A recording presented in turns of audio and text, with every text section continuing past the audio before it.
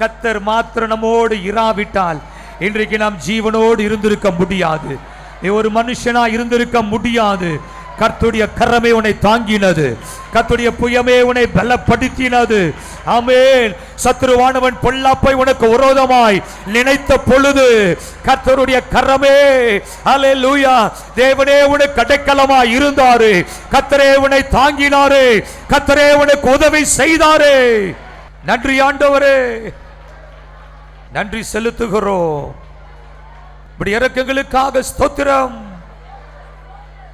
இப்படி தயவுக்காய் நன்றி ஆண்டவரே.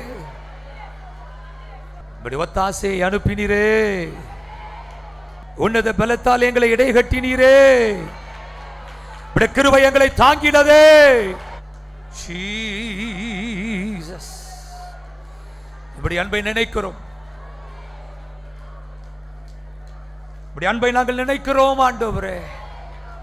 இப்படி கிருபையை நாங்கள் நினைவு கூறுகிறோம் ஆண்டவரே. உம்முடைய தயவுள்ள கரமே எங்களை தாங்கி நடத்தினபடினால் நன்றி இயேசப்பா. ஹல்லேலூயா, ஹல்லேலூயா. நீங்க செய்த எல்லா உபகாரங்களை நாங்கள் நினைக்கிறோம் ஆண்டவரே. இப்படி இரக்கத்திற்காக நன்றி சொல்லுகிறோம் ஆண்டவரே. அப்படி எல்லாரும் கரங்களை உயர்த்துவோமா தேவனுக்கு நேராக.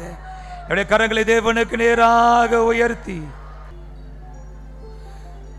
உடைக்கப்பட்ட நேரத்திலெல்லாம் என்னை உருவாக்கிய கிருபை இது. உடைக்கப்பட்ட நேரத்திலெல்லாம்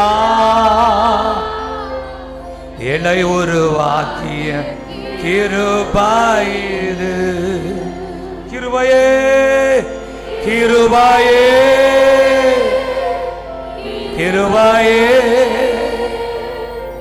மாறாது, கிருபையே. ஆமே. நம்மை அருமையாய் அவர் நடத்தி வந்தபடியினாலே, ஹல்லேலூயா, நம்மை கர்த்தர் தாமே உயர்த்தி நம்மை பலப்படுத்தினபடியினாலே, நமக்கு ஒத்தாசை அருளினபடியினாலே, ஹல்லேலூயா, தேவாதி தேவன், ஹல்லேலூயா, ஹல்லேலூயா, நம்முடைய துதிகளுக்குரியவராய், ஸ்தோத்திரங்களுக்குரிய தேவனாயும் அவர் நமக்கு காணப்படுகிறவராக இருக்கிறார். ஆண்டவரே, இப்படி இரக்கங்களுக்காய் நன்றி, உங்க கிருபைகளுக்காய் நன்றி.